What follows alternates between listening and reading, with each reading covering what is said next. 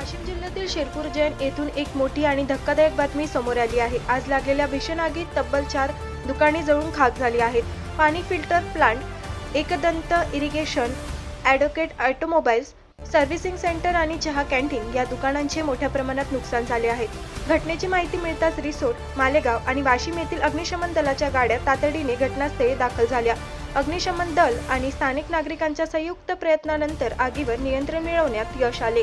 विशेष म्हणजे शिरपूर येथील स्टेशनच्या ठाणेदार भारद्वाज मॅडम यांनी स्वतः घटनास्थळी उपस्थित राहून पाण्याची बादली आणि पाईप हातात घेत आग विझवण्याच्या कामात सहभाग घेतला। त्यांच्या या धाडसी कृतीचे सर्व स्तरांतून कौतुक होत आहे। प्राथमिक माहितीनुसार विजेच्या शॉर्ट सर्किटमुळे ही आग लागल्याचा अंदाज व्यक्त केला जात आहे।